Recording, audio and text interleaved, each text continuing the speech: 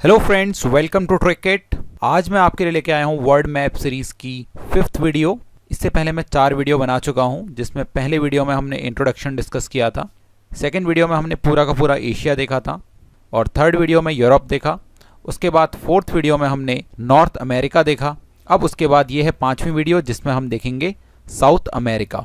तो चलिए देखते हैं आज साउथ अमेरिकन कॉन्टिनेंट को।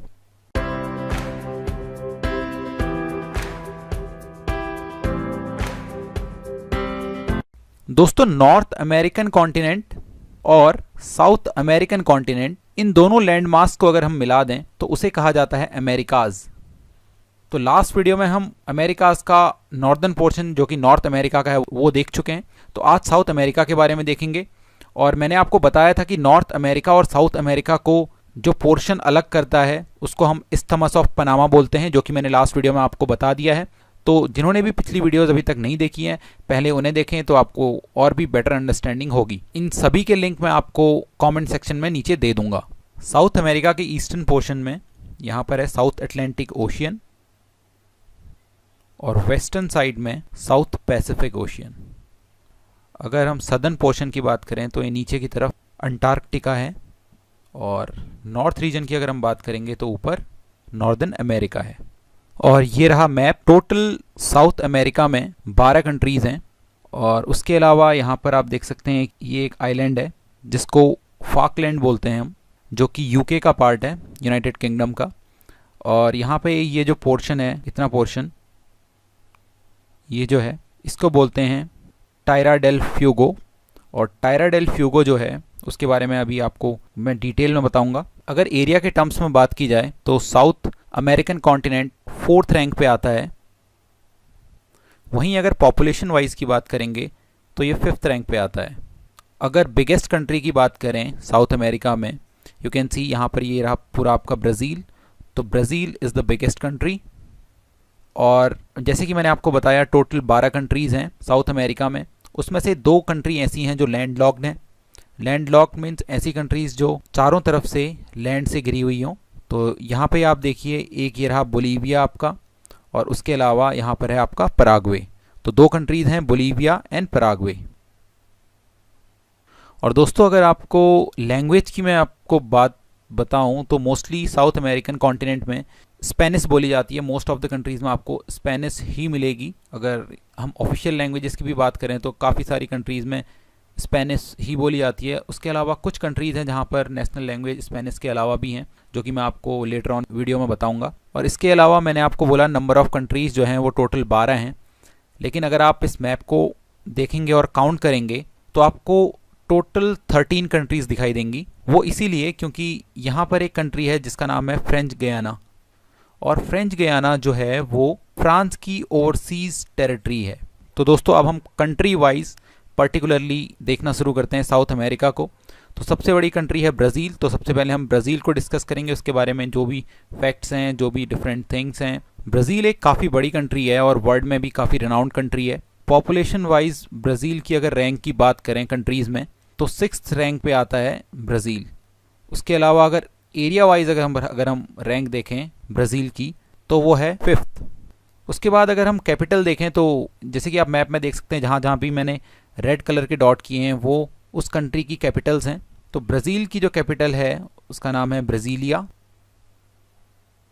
और ब्राज़ील में ही एक बहुत फेमस सिटी है जिसका नाम है रियो डी जेनेरियो।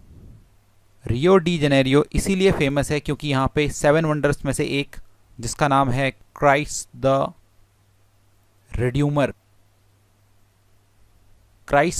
रेड्यूमर स्टैचू, वो रियो डी जेनेरियो में ही स्थित है।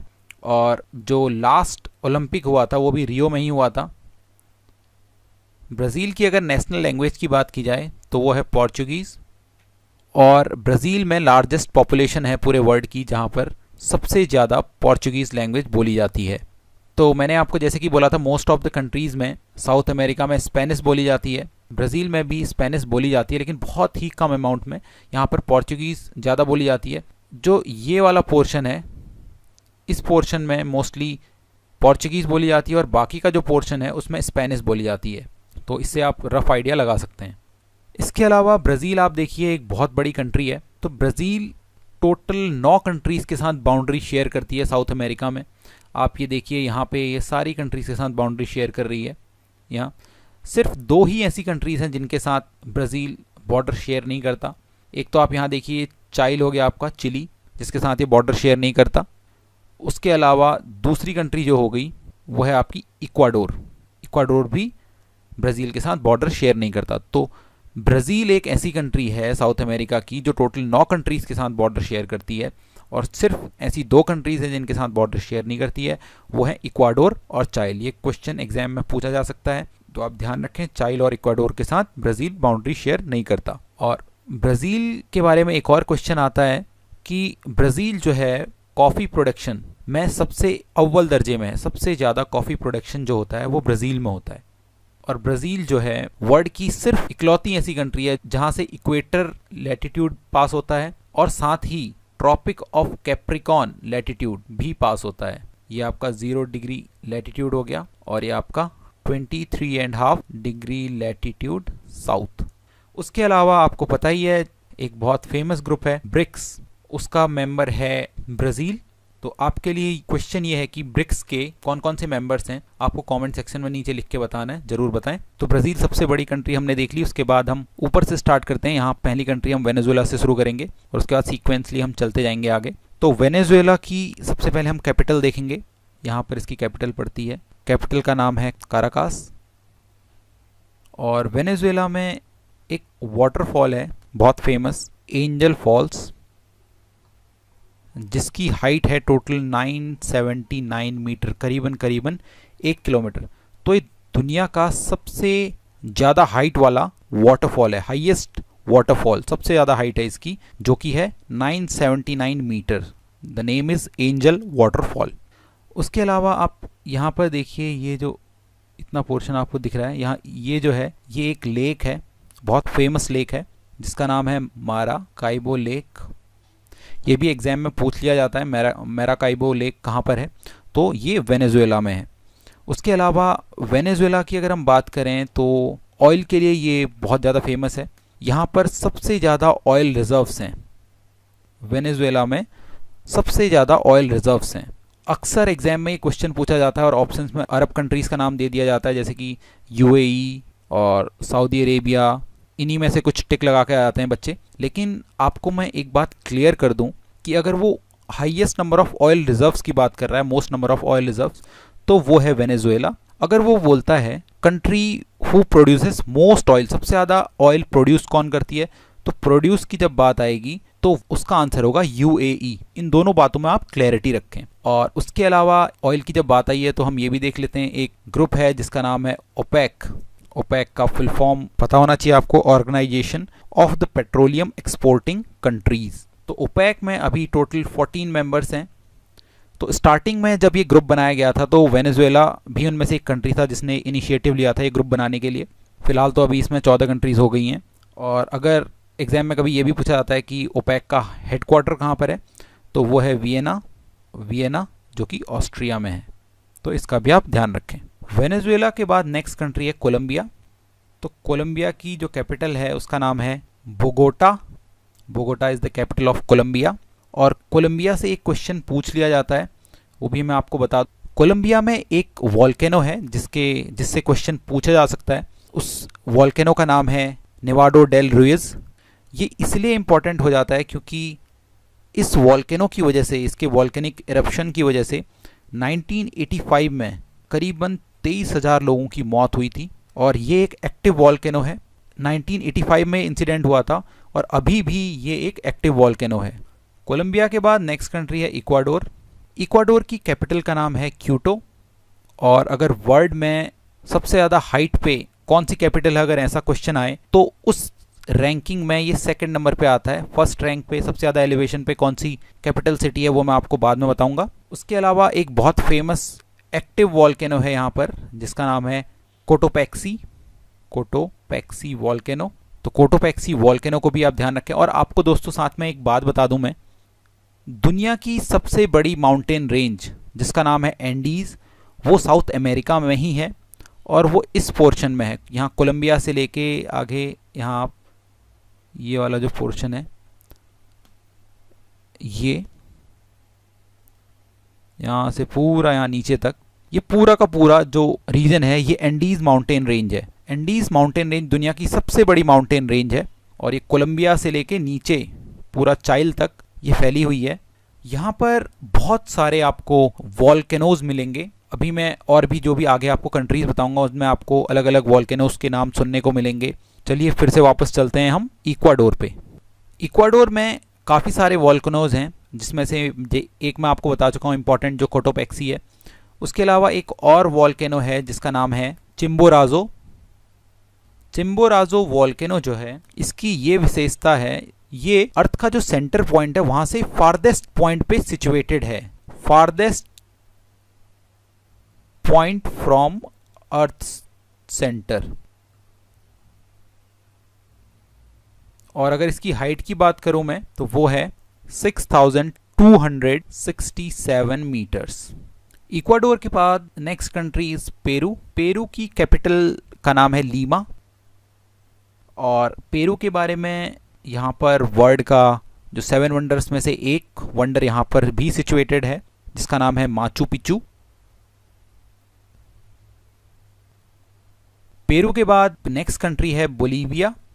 और बोलीविया और पेरू के बीच में एक लेक है कुछ यहाँ पर, और उस लेक का नाम है टिटिकाका। टिटिकाका लेक, जो कि पेरू और बोलीविया की बाउंड्री पर है। और अगर हम वॉल्यूम और सरफेस एरिया की बात करें, volume of water and surface area की अगर हम बात करें, तो ये साउथ अमेरिका की लार्जेस्ट लेक है टिटिकाका लेक। तो इसको भी आप देख लें। और बोलीविया की अगर कैपिटल की बात करें तो कुछ इंटरेस्टिंग है यहाँ पे। बोलीविया की एक्चुअल में 2 कैपिटल्स हैं। पहली कैपिटल है ला पाज और दूसरी कैपिटल का नाम है सुक्रे। जो ला पाज है इसको एडमिनिस्ट्रेटिव कैपिटल कहा जाता है, और सुक्रे जो है इसको कॉन्स्टिट्यूशनल कैपिटल कहते हैं। मतलब जो ला पाज है जिसको एडमिनिस्ट्रेटिव कैपिटल कहते हैं, वहाँ पर एग्जीक्यूटिव और लेजिस्लेटिव ब्रांच है, और सुक्रे जहाँ जिसको हम कॉन्स्टिट्यूशनल कैपिटल कह रहे हैं वहाँ पर जुडिशियल ब्रांच है।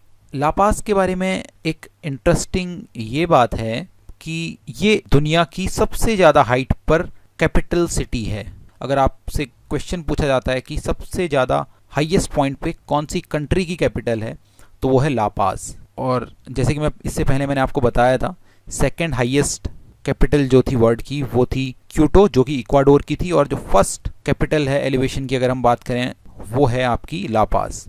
और जैसे कि मैंने आपको वीडियो के में पहले ही बता दिया, बोलीविया जो है वो एक साउथ अमेरिका की लैंड लॉक्ड कंट्री है। बोलीविया के बाद नेक्स्ट कंट्री है पराग्वे। पराग्वे की कैपिटल का नाम है एसेंसियन। और जैसे कि मैं आपको बोल ही चुका हूँ, Paraguay is also a land locked country. तो टोटल साउथ अमेरिका में 2 लैंड लॉक्ड कंट्रीज हैं, पहली बोलीविया, दूसरी पराग्वे। और अगर नॉर्थ अमेरिका की बात की जाए तो नॉर्थ अमेरिका में कोई भी लैंड लॉक्ड कंट्री नहीं है। नेक्स्ट कंट्री है चाइल। चाइल की अगर कैपिटल देखें तो कैपिटल का नाम है सेंटियागो। और चाइल जो है वो पूरा का पूरा एंडीज पे ही बसा हुआ है। चाइल का ये ऊपर वाला पोर्शन है, खासकर ये जो इतना पोर्शन है यहाँ तक, ये पूरा डेजर्ट एरिया है। और यहाँ पर पूरा का पूरा पोर्शन जो है इसको बोलते हैं हम अटाकामा डेजर्ट। अटाकामा डेजर्ट के ही अंदर एक एरिका नाम का डेजर्ट है। ये वर्ल्ड का ड्राइएस्ट, सबसे सूखा रेगिस्तान है, driest desert of the world, Arica desert, जो अटाकामा डेजर्ट का पार्ट है। उसके अलावा इस जगह पर, जो कि चाइल और अर्जेंटीना का बॉर्डर है, यहाँ पर एक वॉल्केनो है जिसका नाम है ओजोस डेल सालाडो, जिसकी हाइट है 6893 मीटर्स। और ये वर्ल्ड का सबसे हाईएस्ट एक्टिव वॉल्केनो है, सबसे ऊंचा एक्टिव वॉल्केनो पूरे वर्ल्ड में, ओजस डेल सालाडो। तो इसका नाम आपको डेफिनेटली याद रखना है। This is on the border of Chile and Argentina. चाइल के बाद नेक्स्ट कंट्री इज अर्जेंटीना। जो भी फुटबॉल फैन है, अर्जेंटीना नाम सुनते ही उनको याद आया होगा Messi, because Messi is from Argentina. तो चलिए अर्जेंटीना देखते हैं। अर्जेंटीना बाय एरिया काफ़ी बड़ी कंट्री है, और एरिया की बात करें तो ये 8th लार्जेस्ट कंट्री है, मतलब इंडिया 7th नंबर पे आती है। उसके बाद 8th नंबर पे आती है अर्जेंटीना। तो आप इसको आसानी से याद रख सकते हैं, after India Argentina is the 8th largest country. Argentina की कैपिटल का नाम है ब्यूनोस एयरेस। अर्जेंटीना की नेशनल लैंग्वेज की अगर बात करें, अर्जेंटीना की नेशनल लैंग्वेज है स्पेनिश, और ये दुनिया की सबसे ज़्यादा स्पेनिश स्पीकिंग पॉपुलेशन कंटेन करता है। तो दुनिया की सबसे लार्जेस्ट स्पेनिश स्पीकिंग नेशन की अगर बात करें तो वो है अर्जेंटीना। मैंने आपको बताया था एंडीज माउंटेन रेंज वर्ल्ड की सबसे बड़ी माउंटेन रेंज है, और एंडीज का जो हाईएस्ट पॉइंट है उसका नाम है एकोंकागुआ, और एकोंकागुआ जो है वो इस जगह पर है, मीन्स अर्जेंटीना में है ये। तो एकोंकागुआ जो है वो हाईएस्ट पीक है एंडीज माउंटेन रेंज की, और वो है अर्जेंटीना में। और अर्जेंटीना के बाद नेक्स्ट कंट्री है उरुग्वे। उरुग्वे की कैपिटल का नाम है मोंटेवीडियो। मोंटेवीडियो। अगर आपसे ये पूछा जाता है कि साउथ अमेरिका की साउदर्न मोस्ट कैपिटल कौन सी है, तो उरुग्वे की कैपिटल जो है मोंटेवीडियो, ये साउदर्न मोस्ट कैपिटल है साउथ अमेरिका की। अगर आप देखें अर्जेंटीना की कैपिटल भी थोड़ा ऊपर है इससे, और उरुग्वे जो है सेकंड स्मॉलेस्ट कंट्री है साउथ अमेरिका की। जो सबसे छोटी कंट्री है उसका नाम है सरीनेम, जिसको हम अभी देखेंगे। उरुग्वे के बाद ब्राज़ील हम ऑलरेडी देख चुके हैं, तो अब ये पोर्शन बचा, तो इसमें अभी हम देखेंगे गुयाना। गुयाना की कैपिटल है जॉर्ज टाउन, और पूरे के पूरे साउथ अमेरिका में सिर्फ गुयाना ही एक ऐसी कंट्री है जहां पर ऑफिशियल लैंग्वेज इंग्लिश है। This is the only country to have English as an official language. Guyana के बाद नेक्स्ट कंट्री है सरीनेम। सरीनेम की जो कैपिटल है उसका नाम है पैरामैरिबो, और जो सरीनेम जो है ये साउथ अमेरिका की सबसे स्मॉलेस्ट इंडिपेंडेंट कंट्री है। उसके बाद जो लास्ट कंट्री है, this is not a country actually, जो मैं आपको पहले ही बता चुका हूँ, ये रहा फ्रेंच गुयाना। ये वाला जो पोर्शन है ये फ्रांस की ओवरसीज टेरिटरी है, और इसकी भी एक कैपिटल है। कैपिटल का नाम है साइनी। तो आपको ये ध्यान रखना है, जो फ्रेंच गुयाना है this is a part of France. तो दोस्तों हमने सारी की सारी कंट्रीज़ देख ली जितनी भी साउथ अमेरिका में थी। आपको मैं एक बात बताना भूल गया, आप जो ये पोर्शन देख रहे हैं यहाँ पर, इतना पोर्शन, इसका नाम है टेरा डेल फ्यूगो। टेरा डेल फ्यूगो आइलैंड। टेरा डेल फ्यूगो आइलैंड जो है वो दो पोर्शन में बटा हुआ है यहाँ पर इस तरह से। जो इधर का पोर्शन है, वेस्टर्न पोर्शन है, आप यहाँ देखिए ये चिली है, चाइल, तो ये चाइल का पार्ट है चिली का, और जो इधर का पोर्शन है this is part of Argentina, क्योंकि यहाँ अर्जेंटीना है। तो ये दो पोर्शन में टूटा हुआ है, और ये एक आइलैंड है। तो बीच में जो वाटर पोर्शन है इसको कहा जाता है मैगलन स्ट्रेट। तो आपको ये ध्यान रखना है, जो लास्ट वाला पोर्शन है this is island called Tierra del Fuego island, और ये इसका जो ईस्टर्न पोर्शन है that is of Argentina, and western portion is of Chile, and there is a strait in between जिसका नाम है मैगलन स्ट्रेट। इसके अलावा एक और क्वेश्चन एग्जाम में पूछा जाता है कि कौन कौन सी कंट्रीज से इक्वेटर पास हो रही है। इक्वेटर जो कि हमारा 0 डिग्री लैटिट्यूड होता है, तो वो कौन कौन सी कंट्रीज से पास हो रही है। तो साउथ अमेरिका में ये टोटल 3 कंट्रीज से पास होती है। पहली है इक्वाडोर, ये देखिए ये लाइन जो है ये इक्वेटर है, तो ये इक्वाडोर से पास होती है। उसके बाद कोलंबिया, देन ब्राज़ील, और डिस्क्रिप्शन में लिंक प्रोवाइड कर दूंगा जिसमें मैंने सारी की सारी कंट्रीज़ को याद करने की ट्रिक बता रखी है कि कौन कौन सी कंट्रीज से इक्वेटर पास हो रही है। तो उसमें आपको सिर्फ साउथ अमेरिका नहीं, सारी की सारी कंट्रीज़ मिल जाएंगी जहाँ से भी इक्वेटर पास हो रही है, तो आप डिस्क्रिप्शन में उसे चेक कर सकते हैं। एक बहुत ही इंपॉर्टेंट रिवर है जिसका नाम है अमेज़न रिवर, जो कि दुनिया की 2nd लॉन्गेस्ट रिवर है, और आपको कमेंट्स में मुझे बताना है कि दुनिया की सबसे लॉन्गेस्ट रिवर जो है वो कौन सी है। लेकिन अगर बेसिन की बात करें, बेसिन का मतलब होता है अगर आपकी ये रिवर जा रही है इसके अराउंड का जो भी एरिया है उसको हम बेसिन बोलते हैं। तो अमेज़न का जो बेसिन है वो वर्ल्ड का सबसे बड़ा बेसिन है, और अगर वाटर के वॉल्यूम की अगर बात करें तो उसके अकॉर्डिंग भी अमेज़न जो है वो सबसे बड़ी रिवर है वर्ल्ड की। और अमेज़न रिवर जो है वो पेरू से निकलती है, पेरू के बाद ये कुछ यहाँ से ऐसे निकलती है तो थोड़ा सा कोलंबिया में भी जाती है, उसके बाद ब्राज़ील में, और ये इसका जो माउथ है जहाँ पे जाके सबमर्ज होती है वो इधर अटलांटिक ओशियन में जाके होती है। और इसकी ये खासियत है कि ये रिवर इक्वेटर पे जाके मिलती है अटलांटिक ओशियन में, तो ये भी कभी कभी एग्जाम में पूछ लिया जाता है। और जो अमेज़न रिवर के आसपास का जो रीजन है, ये आप अगर ये मान लें, ये जो अमेज़न का बेसिन एक तरह से कह लें, इस रीजन पे फॉरेस्ट पड़ता है, सेल्वास एवरग्रीन फॉरेस्ट। और सेल्वास को एवरग्रीन फॉरेस्ट इसलिए कहा जाता है कि यहाँ पे पानी जो है वो बहुत ज़्यादा अमाउंट में अवेलेबल होता है। तो यहाँ पर जो फॉरेस्ट हैं बहुत ही ज़्यादा डेंस हैं, इतने ज़्यादा डेंस हैं कि जो सूरज की रोशनी है वो भी ज़मीन तक नहीं पहुँच पाती, इतने ज़्यादा डेंस फॉरेस्ट हैं यहाँ पे। और इसी एरिया में दुनिया की सबसे ज़्यादा स्पेसीज पाई जाती हैं, different kinds of animal, dangerous animals पाए जाते हैं। क्योंकि यहाँ का जो एरिया है, यहाँ पे एक तो बारिश भी बहुत ज़्यादा होती है क्योंकि इक्वेटर के आसपास का रीजन है, और ऊपर से यहाँ पर अमेज़न रिवर है, तो उसकी वजह से ये जो एरिया है इसको कहते हैं हम सेल्वास एवरग्रीन फॉरेस्ट। तो दोस्तों ये था हमारा 5th video on world map series. I hope आपको जो भी मैंने चीज़ें बताई हैं वो समझ में आई होंगी। आपको ये वीडियो कैसा लगा प्लीज़ हमें कमेंट सेक्शन में ज़रूर बताएं। उसके अलावा अगर आपने अभी तक हमारे चैनल को सब्सक्राइब नहीं किया है, please do subscribe the channel. और इसी के साथ धन्यवाद। जय हिंद, जय भारत।